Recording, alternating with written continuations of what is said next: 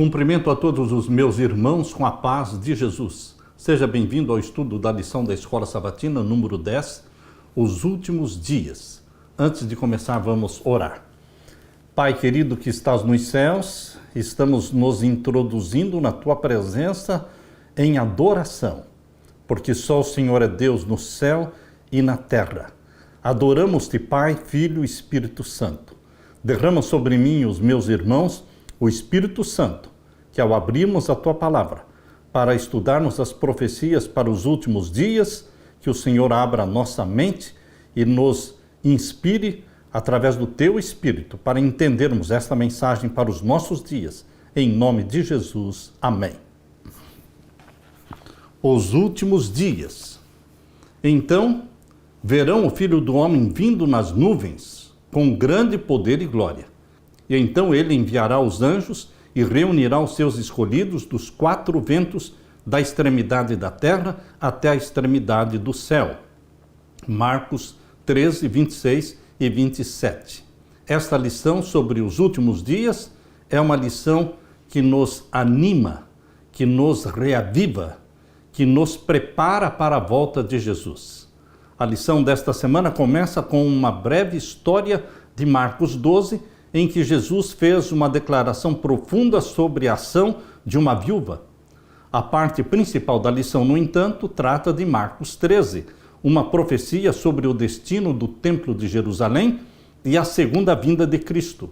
Esse capítulo, juntamente com os capítulos de Mateus 24 e Lucas 21, fala sobre a queda de Jerusalém e eventos que se desenrolariam até o fim do mundo. Marcos 13 deixa claro que um cumprimento das profecias vai do tempo do profeta que fez a profecia até o tempo do fim, concluindo com a segunda vinda de Cristo. Quero chamar a atenção sua, meu querido irmão, minha querida irmã, para esta declaração aqui na lição. Vou ler novamente. Marcos 13 deixa claro que o cumprimento das profecias vai do tempo do profeta que a fez até o tempo do fim. Isto significa que as profecias não podem começar antes do tempo do profeta, antes do poder reinante. Isso é exemplificado nas profecias de Daniel. As profecias de Daniel começam primeiramente com Babilônia, quando Babilônia era o poder reinante. Não começou com o Egito, não começou com a Síria, que já pertenciam à história. Começou com Babilônia, o poder reinante. Porém, quando Babilônia foi derrubada e então assumiu o domínio mundial, o império da Medo-Pérsia, então a profecia de Daniel começava com a Medo-Pérsia e não mais com Babilônia. Essa é uma prova, uma evidência bíblica de que as profecias começam com o poder reinante. Por isso, meu querido irmão, quando você e eu estamos estudando o Apocalipse, pense um pouco, qual era o poder reinante no tempo em que João escreveu o Apocalipse lá na ilha de Patmos? O poder reinante era Roma, o Império Romano.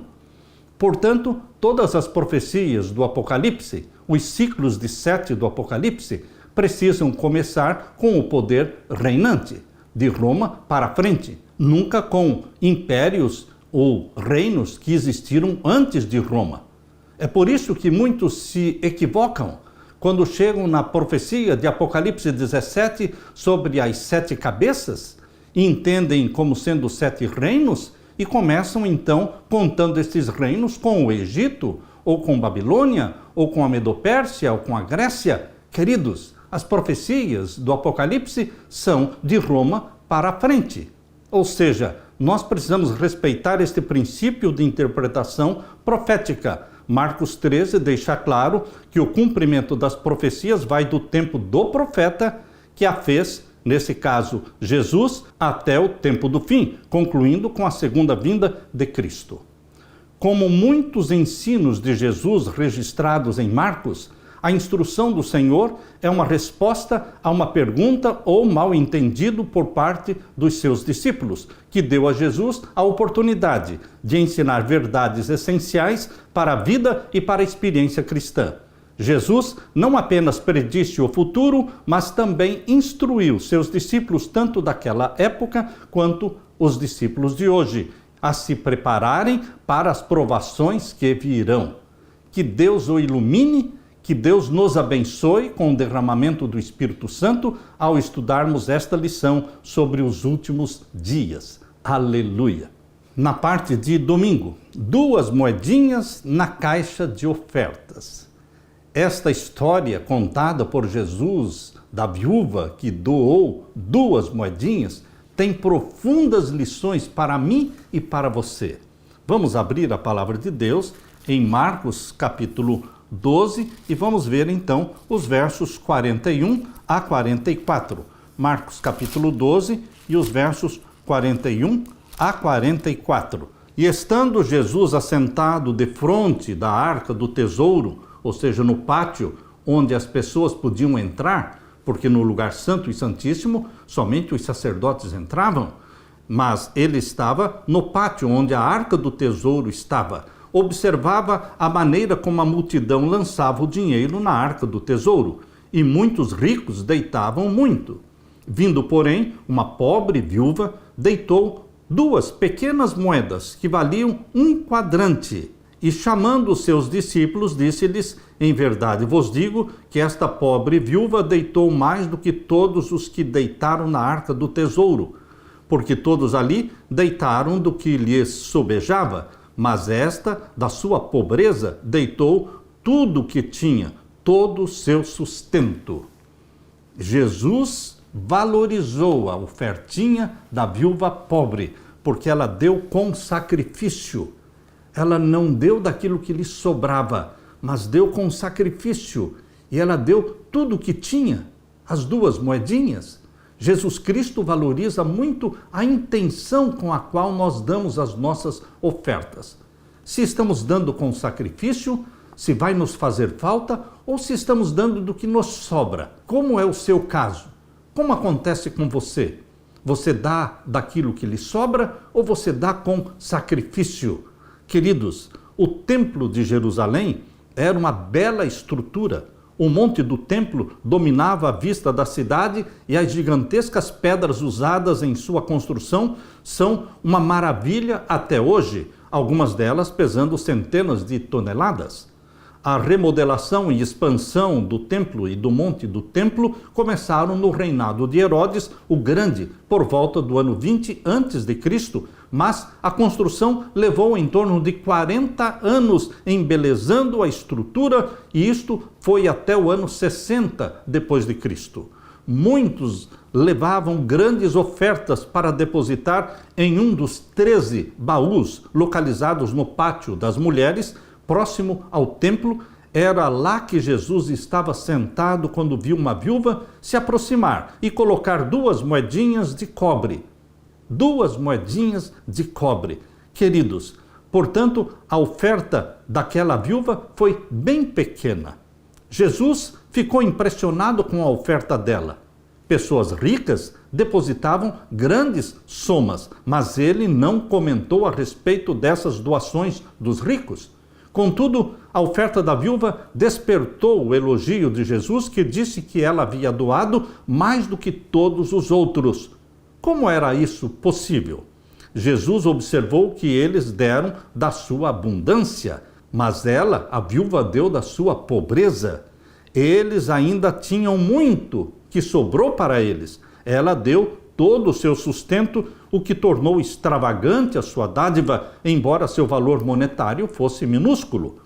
Essa história da viúva pobre contém uma lição profunda para você e para mim. Doar para a causa de Deus não depende das ações dos líderes para ter validade. A liderança religiosa do templo era corrupta naquele tempo. Lembre-se que a história também se repete hoje. A liderança religiosa do templo, naquele tempo, era corrupta. Mas, apesar disso, Jesus não ensinou que as ofertas poderiam ser retidas. Havendo corrupção naquele tempo, ou hoje, não é desculpa para você ou eu retermos nossas ofertas, nossos dízimos. Não é desculpa. Se já houve líderes religiosos corruptos, os daquela época estavam entre os piores. Pense em Caifás, em Anás, e Jesus também sabia disso.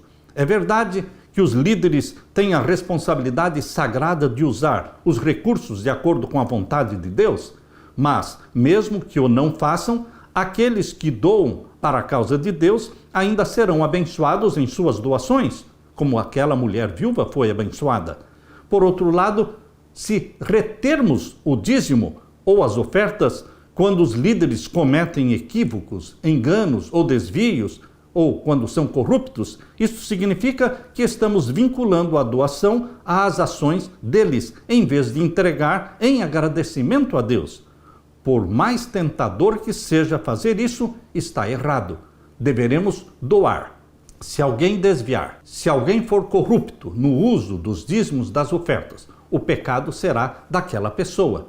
Mas você não vai justificar o seu pecado de reter o dízimo ou as ofertas por causa do pecado do outro. Quando nós somos fiéis, Deus registra no céu a nossa fidelidade. Não importa o uso que fizeram daquele dinheiro que nós doamos. Nossas doações são registradas no céu, independentemente do uso que farão dela. Deus considera a sua intenção, o seu coração ao doar. Qual é a importância de ser fiel nas contribuições para a obra do Senhor? Faça um plano de fidelidade a Deus no santo dízimo, 10% das suas entradas. E faça um plano também de pacto, uma oferta em porcentagem. Eu tenho um plano de porcentagem para as minhas ofertas. O dízimo já vem estabelecido por Deus, 10%. A oferta é voluntária no sentido de que você escolhe a sua porcentagem. Você pode escolher 10% para a sua oferta, ou mais, ou menos de 10%. Aquilo que você propõe no seu coração, Deus aceita, porque é uma oferta voluntária. Aleluia! Na parte de segunda-feira, não ficará pedra sobre pedra. Estas palavras foram muito duras para os discípulos ouvirem da boca de Jesus, porque eles se orgulhavam do templo, era o orgulho da nação, era um ponto de referência, era um símbolo da bênção de Deus. E quando Jesus falou, não ficará pedra sobre pedra, os discípulos ficaram chocados. Abra sua Bíblia e vamos ler em Marcos capítulo 13, vamos ler então o verso 1 até o verso 13. E saindo ele do templo, disse-lhe um dos seus discípulos: Mestre, olha que pedras e que edifícios. Chamaram a atenção de Jesus para a estrutura do templo. E o verso 2, respondendo Jesus, disse-lhe: Vês estes grandes edifícios? Não ficará pedra sobre pedra que não seja derribada. E assentando-se ele no monte das oliveiras, defronte do templo, Pedro e Tiago e João e André lhe perguntaram em particular: Dize-nos, quando serão essas coisas? E que sinal haverá quando todas elas estiverem para se cumprir? E Jesus, respondendo-lhes, começou a dizer: Olhai, que ninguém vos engane, porque muitos virão em meu nome dizendo, eu sou o Cristo, e enganarão a muitos. E quando ouvirdes de guerras e de rumores de guerras, não vos perturbeis, porque assim deve acontecer, mas ainda não será o fim. Porque se levantará nação contra nação e reino contra reino, e haverá terremotos em diversos lugares e haverá fomes. Isto será o princípio de dores. Mas olhai por vós mesmos, porque vos entregarão aos concílios e às sinagogas, sereis açoitados, sereis apresentados ante presidentes e reis, por amor de mim, para lhes servir de testemunho. Mas importa que o evangelho seja primeiramente pregado em todas as gentes. Quando, pois, vos conduzirem para vos entregarem, não estejais solícitos de antemão pelo que haveis de dizer, mas o que vos for dado naquela hora, e isso falai. Porque não sois vós os que falais, mas o Espírito Santo. E o irmão entregará à morte o irmão, e o pai o filho, e levantar-se-ão os filhos contra os pais, e os farão morrer. E sereis aborrecidos por todos por amor do meu nome. Mas quem perseverar até o fim, esse será salvo. Queridos, estas preciosas palavras de Jesus Cristo precisam ser entendidas. Como vimos, o templo era uma estrutura surpreendente, Flávio Joséfo, historiador que viveu no tempo dos apóstolos, ele observou que o pórtico real localizava-se no lado sul do complexo e tinha 162 pilares, cada um dos quais precisava de 3 homens de mãos dadas para envolvê-lo. Mas Jesus disse que tudo aquilo seria destruído. Tal profecia a respeito daquela estrutura soaria ao ouvinte como o fim do mundo. A visão que tinha perante si era realmente bela, mas ele disse com tristeza: eu vejo tudo isso. Os edifícios são realmente maravilhosos. Vocês apontam para essas paredes como sendo aparentemente indestrutíveis. Mas escutem as minhas palavras. Virá o dia em que não ficará aqui pedra sobre pedra que não seja derribada. Os discípulos queriam saber quando se cumpriria a predição de Jesus. Por isso, Pedro, Tiago e João e André perguntaram a Jesus qual seria o tempo em que todas essas coisas aconteceriam e qual seria o sinal quando estivesse para acontecer. Em Marcos, capítulo 13, versos 5 a 13, é surpreendente que Jesus não passou a maior parte do tempo descrevendo a queda de Jerusalém, mas alertando os discípulos sobre o que poderiam esperar no ministério deles de estabelecer a igreja cristã. Não seria fácil para eles. Os seguidores de Cristo seriam perseguidos e julgados. Jesus deixou isso claro. E alguns seriam mortos, mas em meio a tudo isso, Jesus indicou que ainda não seria a hora. Eles não deveriam ser enganados por conflitos. Além disso, o Espírito Santo lhes daria as palavras para falar na hora certa, mesmo quando a família e os amigos os abandonassem. A conclusão destas palavras introdutórias da profecia de Jesus é que o povo de Deus, você e eu, não deveremos temer turbulências e provações, porque elas virão, mas não estaremos sozinhos. Nós devemos ficar vigilantes, porque o Espírito de Deus nos guiará em meio às dificuldades. Você já foi provado por seguir a Jesus? Se você não foi provado, você será. Todos nós passamos pela fornalha das aflições. Se você ainda não foi provado, entenda que você o será. Mas agarre-se a Jesus Cristo. Você e eu precisamos nos esconder em Jesus, porque em vindo a provação, nós estaremos amparados por Jesus Cristo, confortados pelo Espírito Santo e vamos ser vitoriosos para permanecermos em pé na presença de Deus. Quando Jesus Cristo voltar, que Ele encontre você, meu querido irmão, minha querida irmã, que Jesus os encontre firmes nele, em pé, diante daquele que virá em poder e glória. Aleluia! Na parte de terça-feira, o abominável da desolação, ou a abominação desoladora, como dizem em Mateus, capítulo 24, nós vamos ler agora Marcos, capítulo 13, e os versos 14 a 18. Abra sua Bíblia, Marcos 13, versos 14 a 18. Ora, quando, pois, virdes a abominação do assolamento, que foi prometido estar onde não deve estar, quem lê, entenda. Então os que estiverem na Judéia, fujam para os montes. E o que estiver sobre o telhado, não desça para casa, nem entre a tomar alguma coisa da sua casa. E o que estiver no campo, não volte atrás para tomar o seu vestido. Mas ai das grávidas e das que criarem naqueles dias. Orai, pois, para que a vossa fuga não suceda no inverno.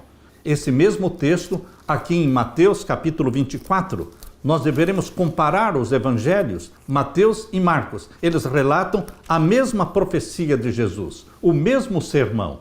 E aqui em Mateus capítulo 24, nós lemos no verso 19, mas ai das grávidas e das que amamentarem naqueles dias. E o verso 20, e orai para que a vossa fuga não aconteça no inverno, nem no sábado. Essa expressão, nem no sábado, foi incluída por Mateus, mas não foi incluída por Marcos. Por isso os evangelhos se completam.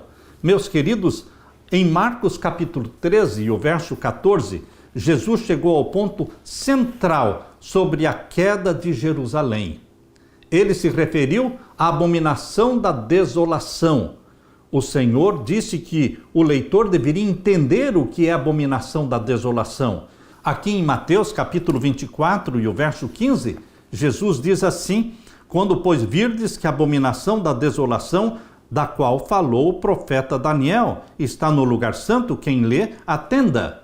Então, Jesus está se referindo especificamente à abominação da desolação, da qual falou o profeta Daniel. O profeta Daniel falou sobre a abominação da desolação em Daniel capítulo 9, verso 27, em Daniel capítulo 11, verso 31 e em Daniel capítulo 12 e o verso 11. Queridos, a que se referia Deus ao dar para Daniel esta profecia sobre a abominação da desolação ou abominável da desolação?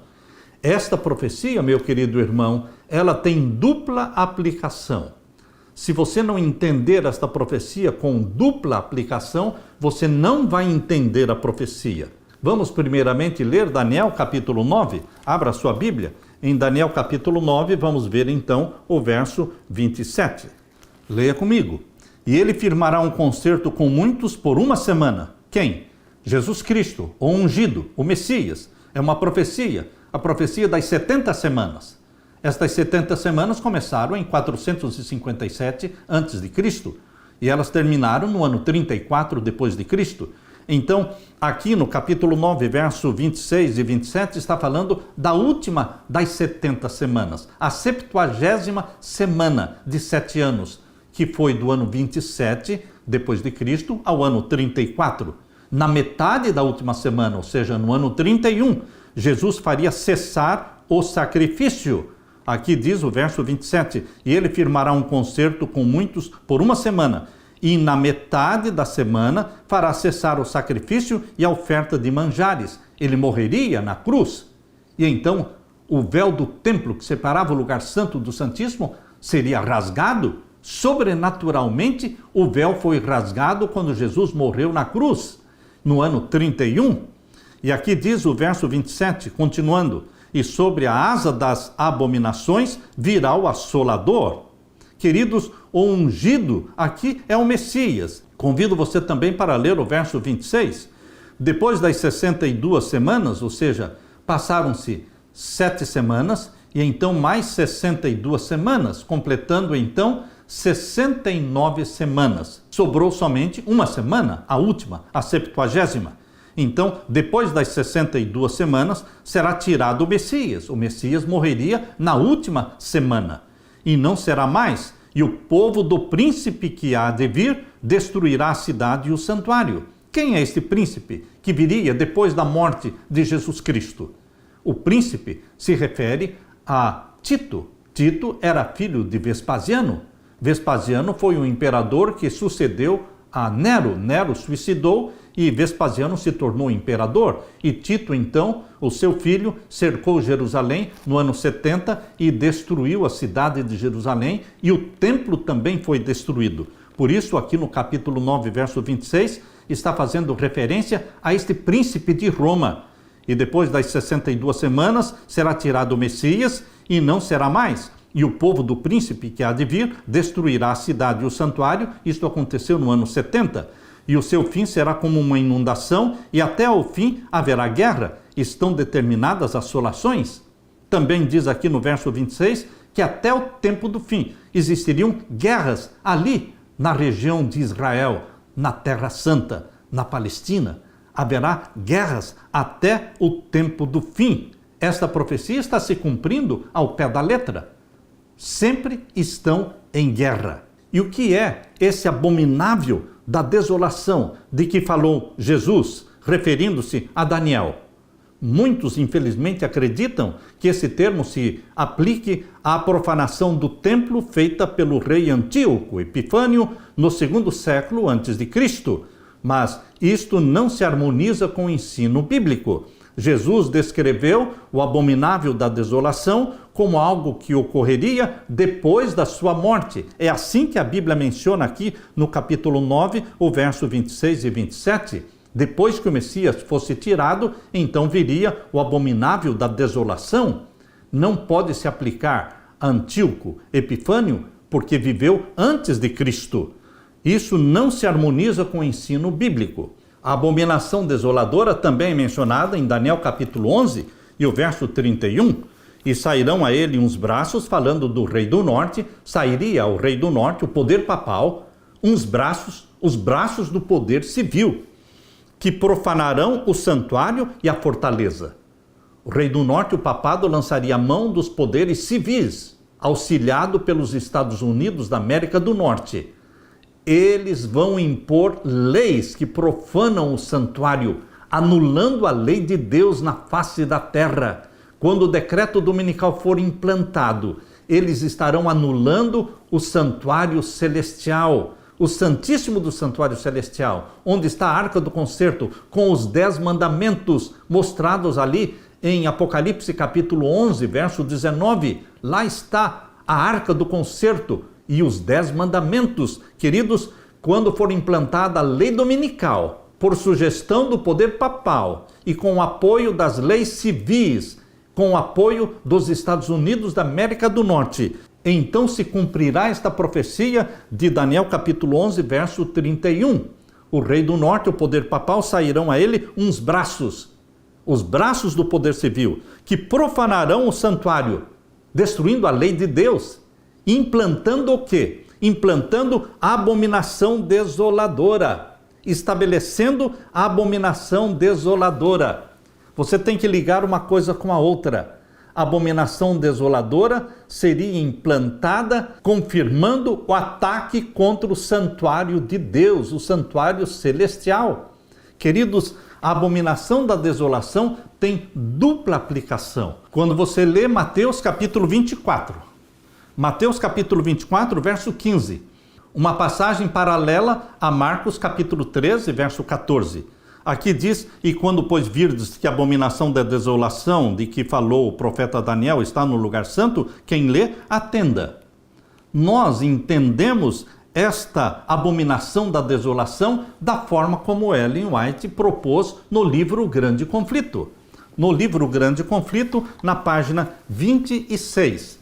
O livro Grande Conflito, na página 26, nós lemos assim: E o Salvador advertiu aos seus seguidores: quando, pois, virdes que a abominação da desolação, de que falou o profeta Daniel, está no lugar santo, quem lê, atenda. Então os que estiverem na Judéia, fujam para os montes. Mateus 24, 15 e 16, Lucas 21, 20. Quando os estandartes idolátricos dos romanos fossem arvorados em terra santa, a qual se estendia por alguns estádios fora dos muros da cidade. Então os seguidores de Cristo deveriam achar segurança na fuga. Queridos, quando os estandartes idolátricos romanos, as bandeiras do exército romano, quando elas foram fincadas em terra santa, cercando a cidade de Jerusalém, esse era o sinal para o povo de Deus fugir. Quando os estandartes idolátricos romanos fossem arvorados em terra santa, essa seria a evidência de achar segurança na fuga. Quando fosse visto o sinal de aviso, os que desejavam escapar não deveriam se demorar. Essa foi a interpretação dada por Jesus. E essa foi a interpretação dada também por Ellen White, aqui no Grande Conflito, na página 26.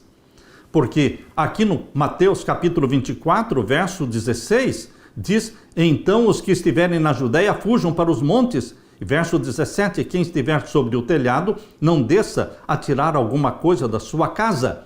Estava Jesus se referindo ao cerco de Jerusalém. Isso aconteceu no ano 70, quando Jerusalém foi cercada e a cidade foi destruída e o templo também.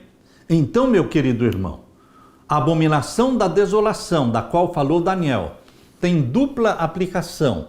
Primeira, se refere ao exército romano, Roma imperial. Roma imperial cercou a cidade de Jerusalém e o povo de Deus. O primeiro cerco foi retirado. E então este era o sinal para o povo de Deus fugir. E então veio o segundo cerco, no ano 70, e então Jerusalém foi destruída. Porém, nenhum dos seguidores de Jesus, nenhum morreu na destruição de Jerusalém, porque todos eles fugiram. Queridos, a interpretação desse texto, a abominação da desolação, foi dada por Jesus e confirmada por Ellen White no Grande Conflito, página 26. Porém, a serva de Deus, profetisa de Deus, ela diz que esta abominação da desolação tem dupla aplicação. Abra agora o grande conflito na página 36. O grande conflito na página 36. Nós estamos falando do primeiro capítulo do livro Grande Conflito. Na página 36 diz assim: a profecia do Salvador, relativa aos juízos que deveriam cair sobre Jerusalém, há de ter outro cumprimento. Você está prestando atenção no que Deus falou através da sua serva? A profecia do Salvador, relativa aos juízos que deveriam cair sobre Jerusalém, ou seja, da abominação da desolação, há de ter outro cumprimento, do qual aquela terrível desolação não foi senão tênue sombra. Na sorte da cidade escolhida, podemos contemplar a condenação de um mundo que rejeitou a misericórdia de Deus e calcou a pés a sua lei. No tempo do fim, agora, o mundo vai rejeitar a misericórdia de Deus e vai calcar a pés a sua lei. Quando o decreto dominical for implantado mundialmente, a lei de Deus estará sendo pisoteada, desprezada, e o mundo estará rejeitando a misericórdia de Deus. Estará se cumprindo novamente a abominação da desolação do tempo do fim. Então nós temos a abominação da desolação com Roma imperial cercando o povo de Deus no ano 70, e nós temos a abominação da desolação quando Roma papal vai cercar o povo de Deus através do decreto dominical. Roma papal cercará novamente o povo de Deus com um decreto. Queridos, e isto é um sinal para o povo de Deus fugir. Mas eu quero ler também a página 37 do primeiro capítulo do Grande Conflito. Na página 37 diz assim: assim como ele, Jesus, preveniu seus discípulos quanto à destruição de Jerusalém, dando-lhe um sinal da ruína que se aproximava para que pudessem escapar, também advertiu o mundo quanto ao dia da destruição e lhes deu sinais da sua aproximação para que todos os que queiram possam fugir da ira vindoura. Declara Jesus, e haverá sinais no sol, na lua e nas estrelas, e na terra angústia das nações. Lucas 21, 25, Mateus 24, 29, Marcos 13, 24 a 26 e Apocalipse 6, 12 a 17. Os que contemplam estes prenúncios da sua vinda devem saber que está próximo às portas. Vigiai, pois. Queridos, a serva de Deus está usando a profecia da abominação da desolação do povo de Deus sendo cercado por Roma imperial como um sinal para o tempo do fim.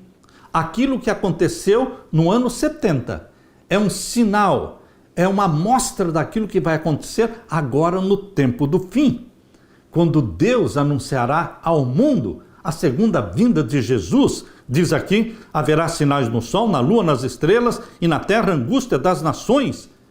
E ainda diz: os que contemplam estes prenúncios da sua vinda devem saber que está próximo às portas. Vigiai, pois. Mas aos que não vigiarem, o dia do Senhor virá como ladrão de noite. Agora, queridos, eu quero ler para vocês o que está neste livro Maior Discurso de Cristo. No livro Maior Discurso de Cristo, na página 105. É o capítulo que fala sobre a oração do Senhor. O título deste capítulo, no Maior Discurso de Cristo, lá no final do livro, a oração do Senhor. E na página 105 diz assim: a ruína de Jerusalém era um símbolo da ruína que assolará o mundo. As profecias que tiveram seu parcial cumprimento na queda de Jerusalém têm mais direta aplicação aos derradeiros dias. Presta atenção nas palavras da serva de Deus. As profecias que tiveram seu parcial cumprimento na queda de Jerusalém têm mais direta aplicação aos derradeiros dias, e encontramo-nos no limiar de grandes e solenes acontecimentos. Acha-se diante de nós uma crise como o mundo jamais presenciou.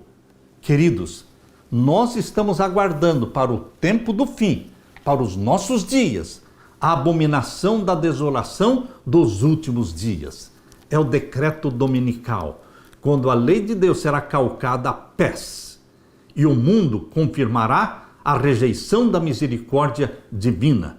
Mas, quando isso acontecer, você e eu vamos estar seguros nas mãos de Deus, amparados pelos anjos de Deus, selados pelo selo do Deus vivo e batizados pelo batismo do Espírito Santo. Aleluia! Na parte de quarta-feira, a grande tribulação. A perseguição ao povo de Deus existiu no passado. 538 a 1798. 1260 anos de perseguição.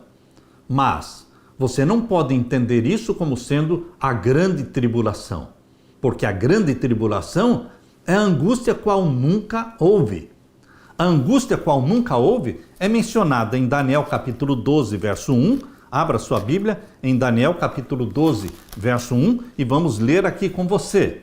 E naquele tempo se levantará Miguel, o grande príncipe, que se levanta pelos filhos do teu povo, e haverá um tempo de angústia qual nunca houve, desde que houve nação até aquele tempo. Mas naquele tempo livrar-se-á o teu povo, todo aquele que se achar escrito no livro.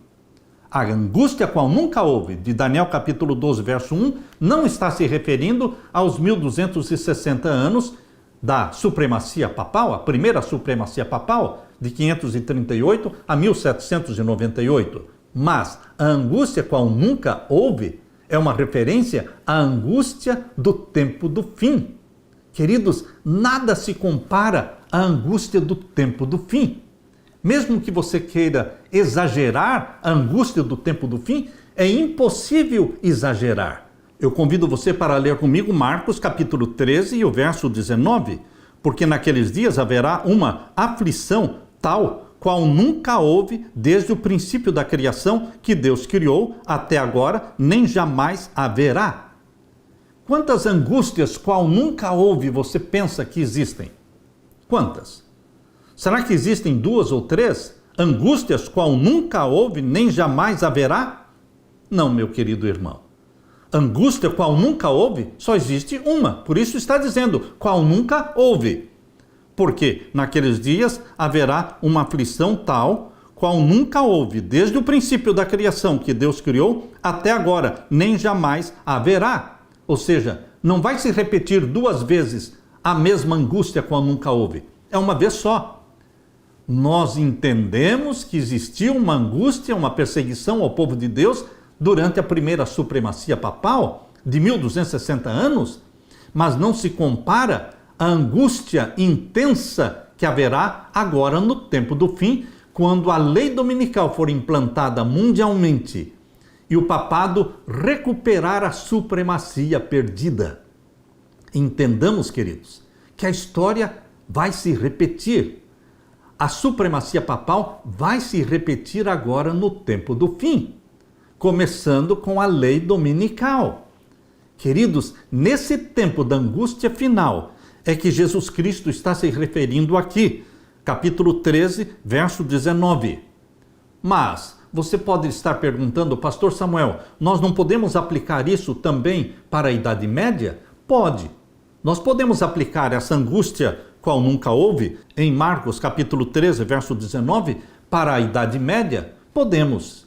Mas nós não poderemos aplicar só para a Idade Média, porque a primeira aplicação, a aplicação primária desse texto é para o tempo do fim. Nós não podemos ficar com a aplicação secundária, aplicando-a para o passado, e esquecer a aplicação primária, que é exatamente o contexto do tempo do fim. Por isso, meu querido irmão, nós podemos comparar Marcos capítulo 13, verso 19, com Mateus capítulo 24 e também com Daniel capítulo 12, verso 1, quando você compara esses 3 versos, Marcos capítulo 13, verso 19, Mateus capítulo 24 e o verso 21 e 22, e você compara também com Daniel capítulo 12, verso 1, você entende que estão falando, os 3 versos mencionados estão falando da mesma angústia qual nunca houve. E a aplicação primária é para o tempo do fim. Podemos aplicar esses versos para a Idade Média, a supremacia papal da Idade Média? Podemos. Mas desde que não esqueçamos a aplicação principal, que é agora para os nossos dias. Leia comigo, Mateus 24, verso 21 em diante. Porque haverá então grande aflição como nunca houve. É a mesma mensagem, é a mesma palavra. Porque haverá então grande aflição como nunca houve desde o princípio do mundo até agora, nem tampouco há de haver. Não podem existir duas aflições como nunca houve, porque aqui diz nem tampouco há de haver. Vai acontecer uma vez só. Então, queridos, a forma correta de entendermos é que existiu uma perseguição grande ao povo de Deus na primeira supremacia papal na Idade Média. Mas a maior, chamada de angústia qual nunca houve e jamais haverá, se aplica para o tempo do fim, a partir do decreto dominical, quando ninguém poderá comprar e nem vender, somente os que receberem o sinal da besta poderão comprar e vender, mas o povo de Deus selado pelo selo do Deus vivo não poderá comprar nem vender, vão viver pela palavra de Deus, vão viver pela misericórdia de Deus. Convido você para ler então Marcos capítulo 13, verso 20. E se o Senhor não abreviasse aqueles dias, nenhuma carne se salvaria, mas por causa dos escolhidos que escolheu, abreviou aqueles dias. Sim, queridos, a perseguição da Idade Média, de 1260 anos, ela foi abreviada. Essa perseguição não foi intensa até 1798. Ela diminuiu em intensidade antes, com a Reforma Protestante. Porém, queridos, agora no tempo do fim, nós vamos ter outra supremacia papal. A supremacia papal do tempo do fim também será abreviada. Diz aqui em Mateus capítulo 24 e o verso 22. E se aqueles dias não fossem abreviados, nenhuma carne se salvaria, mas por causa dos escolhidos serão abreviados aqueles dias. Então, se alguém vos disser, eis aqui o Cristo está aqui ou está ali, não lhe deis crédito. Por amor aos escolhidos, a perseguição agora no tempo do fim será abreviada. Não pense numa perseguição agora no tempo do fim de 1260 anos. Ninguém sobreviveria. O povo de Deus desapareceria da face da terra se novamente uma perseguição de 1260 anos surgisse agora no tempo do fim. A perseguição do tempo do fim, juntamente com a supremacia papal do tempo do fim, não pode ser de 1260 anos.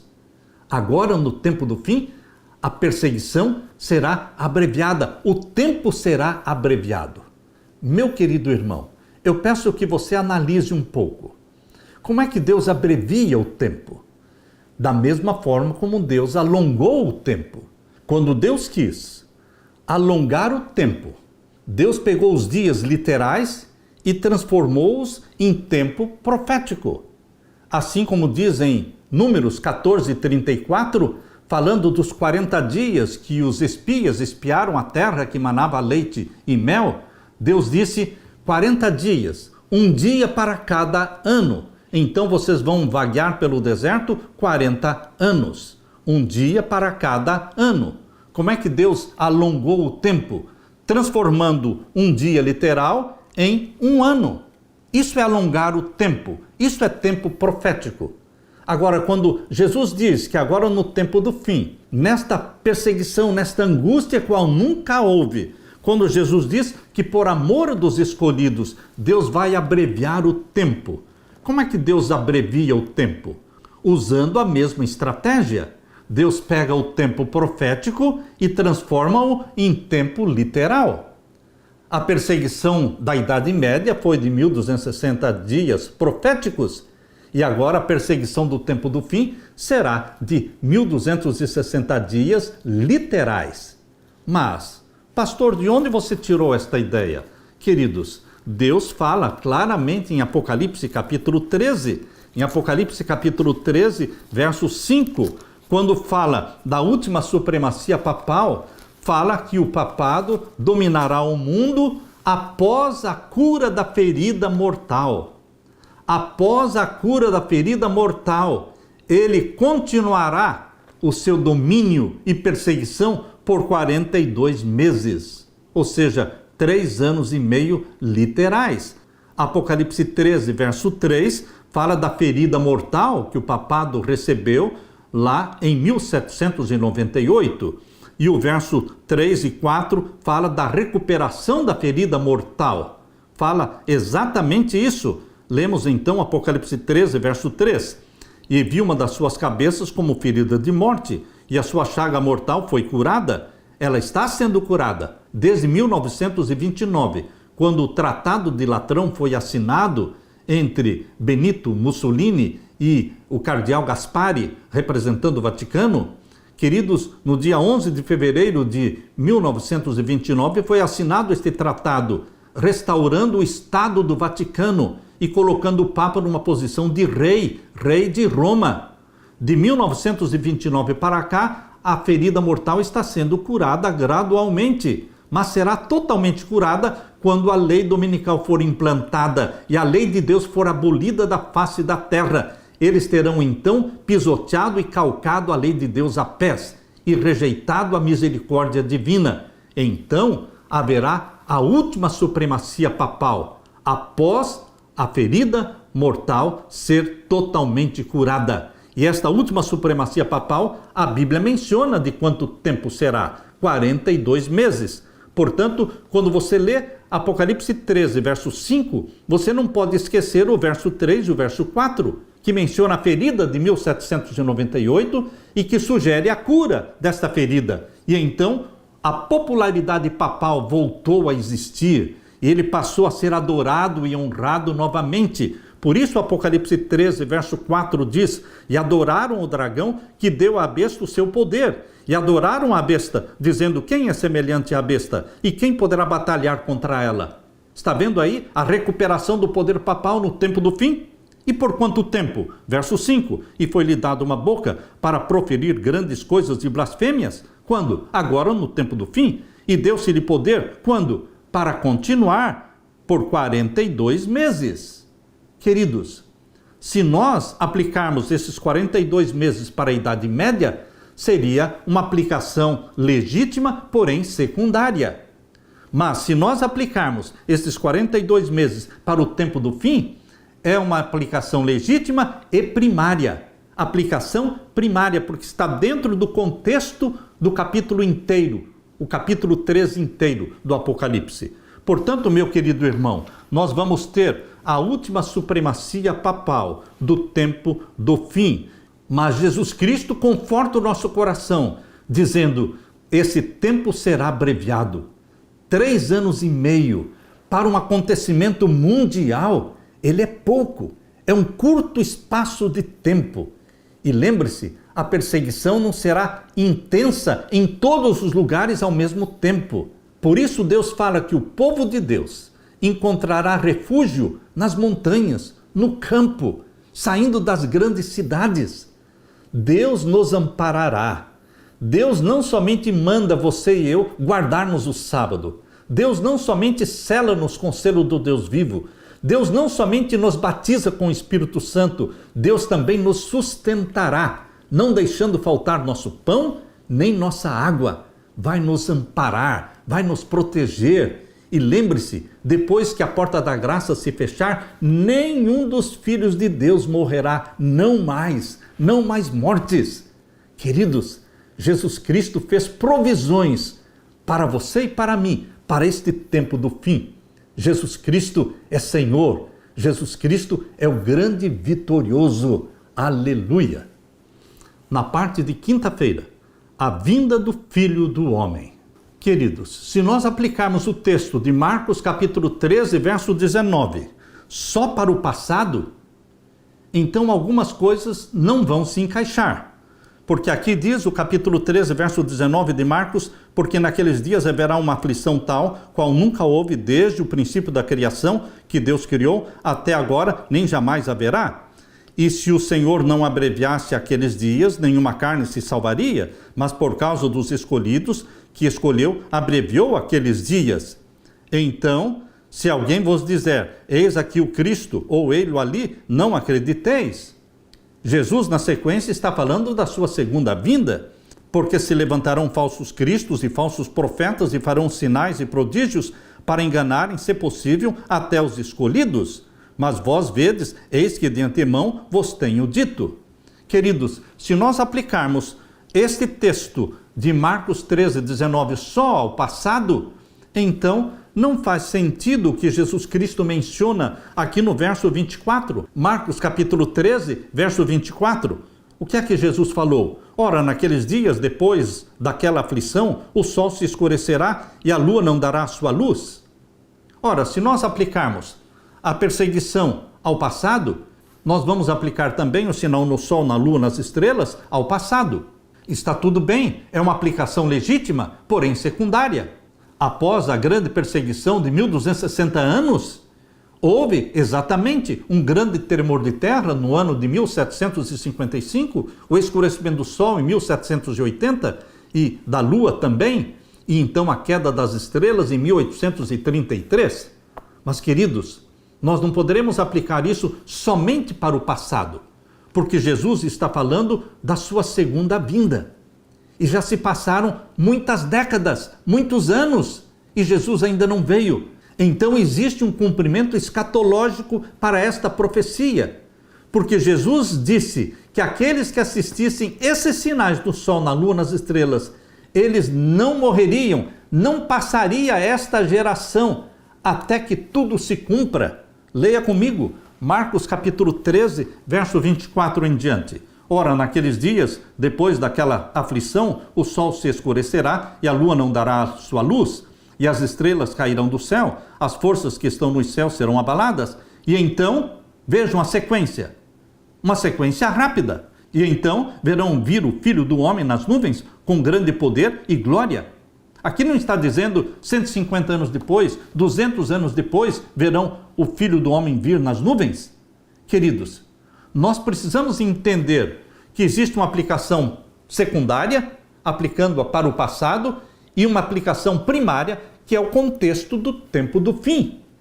Por quê? A geração que assistir o sinal no sol, na lua, das estrelas, também assistirá à segunda vinda de Jesus. Aleluia! E então verão vir o Filho do Homem nas nuvens, com grande poder e glória, e ele enviará os seus anjos e ajuntará os seus escolhidos desde os quatro ventos, da extremidade da terra até a extremidade do céu. Aprendei, pois, a parábola da figueira. Quando já o seu ramo se torna tenro e brota folhas, bem sabeis que já está próximo o verão. Assim também vós, quando virdes sucederem estas coisas. Que coisas? Sinal no sol, na lua, nas estrelas.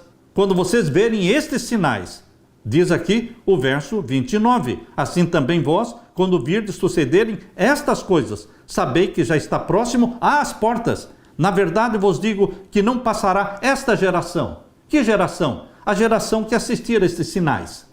Também assistirá à segunda vinda de Jesus. Queridos, nós precisamos entender estas profecias com dupla aplicação. Assim como a abominação da desolação se aplicava à Roma imperial, primeiramente, e se aplica também à Roma papal no tempo do fim, queridos, nós temos que entender que os sinais no sol, na lua, nas estrelas, ocorreram no passado, na aplicação secundária, avisando a chegada do juízo dos mortos, que foi em 1844, mas se aplica agora ao tempo do fim, anunciando a chegada do juízo dos vivos. Esses sinais vão se repetir, anunciando a chegada do juízo dos vivos, conforme diz Apocalipse capítulo 6. Apocalipse capítulo 6 está falando do juízo dos vivos. Abra sua Bíblia e leia comigo Apocalipse 6, verso 12 em diante. E havendo aberto o sexto selo, olhei, e eis que houve um grande tremor de terra, e o sol tornou-se negro como saco de cilício, e a lua tornou-se como sangue, e as estrelas do céu caíram sobre a terra, como quando a figueira lança de si os seus figos verdes, abalada por um vento forte. E o céu retirou-se como um livro que se enrola, e todos os montes e ilhas foram removidos dos seus lugares. Queridos, isto vai se cumprir agora no tempo do fim, antes de ser aprovada a lei dominical. Por quê? Quando a lei dominical for aprovada, todos terão que saber no mundo inteiro o que é o sábado e o que é o domingo. Qual a diferença entre sábado e domingo? O mundo todo, o mundo cristão e o mundo pagão. A China, o Japão, a Índia, todas as religiões do mundo, sejam cristãs, sejam pagãs, elas terão que entender a diferença entre sábado e domingo para poderem fazer uma decisão inteligente a favor do sábado ou a favor do domingo. E como é que Deus vai anunciar no mundo inteiro que chegou o tempo do fim e que o sábado é o dia do Senhor e não o domingo? Como é que o mundo todo vai ficar sabendo? Deus vai ajudar, usando esses sinais majestosos no céu. As potências do céu serão abaladas no sexto selo. Queridos, esta é uma aplicação primária, aplicada escatologicamente para os nossos dias. Isto vai se cumprir. Se alguém disser para você que isto não vai se cumprir novamente agora, no tempo do fim, você diga, espere para ver. Mas espere orando, espere vigiando, porque isto vai se cumprir. Existe uma aplicação escatológica para os sinais no sol, na lua e nas estrelas, quando ilhas e montes vão se mover dos seus lugares e o céu vai se recolher como um pergaminho e o povo de Deus será selado pelo selo do Deus vivo, exatamente como está no sexto selo. O sexto selo fala do selo do Deus vivo sendo aplicado na testa do povo de Deus. Apocalipse capítulo 7, verso 2, verso 3 e verso 4, está falando do selo do Deus vivo, primeiramente aplicado nos 144 mil, e depois aplicado na grande multidão que ninguém podia contar. Apocalipse 7, verso 9, fala da multidão que ninguém podia contar. E então eles passarão juntos a seara e as primícias. 144 mil e a grande multidão passarão juntos pela grande tribulação. Não está falando da grande tribulação da Idade Média, está falando da grande tribulação do tempo do fim, depois do selamento do povo de Deus. Depois que os ímpios forem selados pelo sinal da besta, haverá uma grande tribulação. Apocalipse capítulo 7 e o verso 13 e 14. E um dos anciãos me falou dizendo, estes que estão vestidos de vestidos brancos, quem são e de onde vieram? E eu lhe disse, Senhor, tu sabes. E ele me disse, estes são os que vieram da grande tribulação e lavaram seus vestidos e os branquearam no sangue do Cordeiro. Como é que você vai aplicar esta expressão aqui do verso 14 de Apocalipse 7, a grande tribulação, somente lá para o tempo do passado? Para os 1260 anos da primeira supremacia papal? Não, meu querido irmão. Isso se aplica principalmente, não somente, mas principalmente para a última supremacia papal, para a angústia qual nunca houve, chamada de grande tribulação. E nesta grande tribulação, primícias, 144 mil, e a grande multidão que ninguém podia contar, atravessam juntos, porém, selados pelo selo do Deus vivo e batizados pelo Espírito Santo. Aleluia! Que Deus te conforte com esta mensagem, que Deus te fortaleça, que Deus derrame o Espírito Santo sobre mim e sobre você, e fortaleça a nossa fé, para ficarmos em pé diante do Filho do Homem, dizendo, este é o nosso Deus a quem aguardávamos. Aleluia! Deixe-me orar com você. Pai querido que estás nos céus, obrigado pelas profecias da tua palavra. Obrigado pelas profecias de Daniel. Obrigado pelas profecias do Apocalipse. Obrigado pelas profecias de Mateus 24, de Marcos capítulo 13, de Lucas capítulo 21. Que o Senhor nos ajude a entender, Pai, que existem duas aplicações, aplicação para o passado e aplicação para o tempo do fim. A história se repete, a história vai se repetir. Que o Senhor derrame o Espírito Santo sobre nós. O batismo do Espírito Santo vai se repetir. Naquele tempo, o batismo foi chamado de chuva temporã. Agora o batismo do Espírito Santo será chamado de batismo da chuva serôdia. A história se repete. Que o Senhor derrame sobre nós o Espírito Santo e nos abençoe. Em nome de Jesus pedimos. Amém e amém. Deixo com você, meu irmão, minha irmã, a paz de Jesus. Amém.